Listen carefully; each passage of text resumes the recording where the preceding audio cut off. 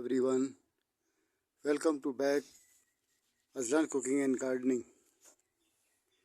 तो मैं आज आपसे जो बात करने वाला हूँ वो ये है कि मेरे पास इन दालों के बारे में मैंने अपनी पिछली एक वीडियो में बताया था कि मैं दालों के बारे में ज़्यादा मालूमात नहीं रखता, तो जो मोटी मोटी मालूमात मुझे है तो उसी के मुताबिक मैं बात करूँगा। तो किसी को मेरी बात अगर पसंद आए तो वेलकम। तो बात यह है कि मेरे पास ये एक सफ़ेद लोबिया है।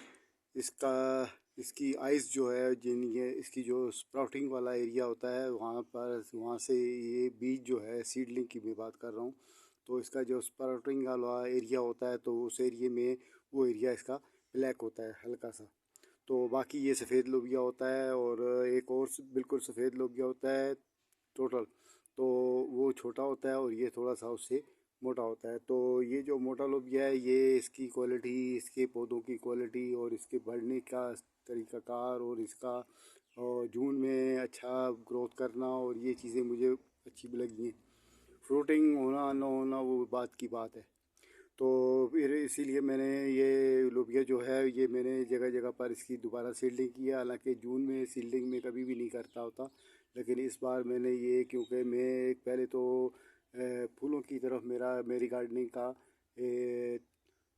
टारगेट होता था, लेकिन आज क्योंकि ये काफ़ी टाइम से मैं देख रहा हूँ यूट्यूब वाले हमारे लोग हैं जो अच्छे अच्छे पुराने और एक्सपीरियंस वाले लोग हैं, तो वो बताते हैं कि ऑर्गेनिक सब्ज़ियाँ जो हैं वो सेहत के लिए बहुत अच्छी हैं। तो इसीलिए फिर मेरा भी इधर इसी की तरफ तवज्जो हुआ है। तो मैं क्योंकि इन बारों सब्ज़ियों के बारे में ज़्यादा डिटेल नहीं जानता, तो मोटी बात बताइए आपको कि मैंने ये मोटा लोबिया फिर मैंने जून के महीने में दोबारा काश्त किया है। फिर पहले मैंने सीडलिंग इसकी की थी तो फिर वो उसका रिज़ल्ट भी मैंने देखा है, बहुत अच्छे पौधे निकले हैं और वो बहुत सेहतमंद हैं और वो जून में भी फंगस से भी बचे हुए हैं और हिसाब से वो सेट जा रही हैं। कलर भी उनका बहुत अच्छा है। और एक पौधा मेरे पास इधर करीब ही है, मैं वो भी आपको दिखा देता हूँ। जैसे कि ये आप देख लें, ये पौधा है। तो इसी तरह से फिर मुझे इसके में दिलचस्पी हुई है तो फिर मैंने ये पौधे लगाए हैं। तो इनकी मैंने सीडलिंग की है, तो मेरी सीडलिंग अभी निकल आई है। तो मैं अभी इनको मेरा ये प्रोग्राम है कि जून की बारिशों से पहले, जुलाई की बारिशों से पहले पहले, सावन की बारिशों से पहले पहले मैं ये सीडलिंग या ट्रांसप्लांटिंग जो है ये मुकम्मल कर लूँ, ताकि जैसे ही जुलाई या सावन की बारिशें शुरू हों तो फिर मेरे ये पौधे जो हैं एकदम ग्रो कर सकें। तो इसी सिलसिले में फिर मैंने ये जो सीडलिंग की थी तो आज उसका ट्रांसप्लांटिंग का दिन है, तो मैं आज ट्रांसप्लांटिंग कर रहा हूँ। तो उसमें फर्स्ट पहला पौधा मैं अभी निकाल के एक लाया हूँ, तो ये मैं आपको अभी इसकी ट्रांसप्लांट करके बताता हूँ। तो इसको ये हमने ऐसे उठाना है, उठा के, और ये मैंने गड़ा बनाया हुआ था। तो ये देखें आप, इस गड़े में मैंने इसको रख दिया है और ये इस पर ये मिट्टी डाल दी है। तो इस तरह से बाकी जो अपना जो गार्डनिंग का सिस्टम है वो तो सारा मैं जानता हूँ, लेकिन ये जो सिर्फ एक बात ये है कि ये जो सफ़ेद लोबिया है इसके बारे में डिटेल मुझे पहले मालूम नहीं थी। तो इसलिए फिर मैं इसके बारे में मैंने आपसे सीधी सीधी बात आपको बताई है। तो बाकी गार्डनिंग के बारे में इंशाल्लाह मुझे हर तरह से हर किस्म का मेरे पास नॉलेज है और एक्सपीरियंस भी मेरा 32-33 या 34 साल का मेरा एक्सपीरियंस भी है।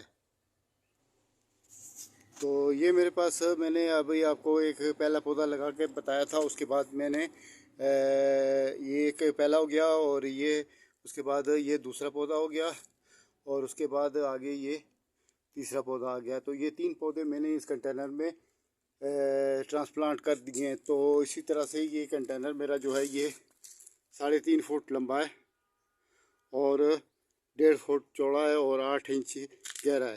तो ये जो मेरा कंटेनर है तो इसमें इतनी गुंजाइश थी। इसके अलावा मैंने यहाँ पर ब्राउन जो लोबिया होता है वो मैंने काश्त किया हुआ था, लेकिन उसका मुझे कुछ ऐसा कोई हालात उसके मुझे ऐसे नज़र नहीं आ रहे हैं कि वो मेरे पास ज़्यादा ग्रोथ कर सकेगा। तो वो मैं आपको बताता हूँ, ये देखें। तो इसीलिए फिर मैं इसके मुतबादल जो है वो काम अब मैंने शुरू किया हुआ है। तो मैं अभी बाकी आपको इसके अलावा भी डिटेल बताता हूँ।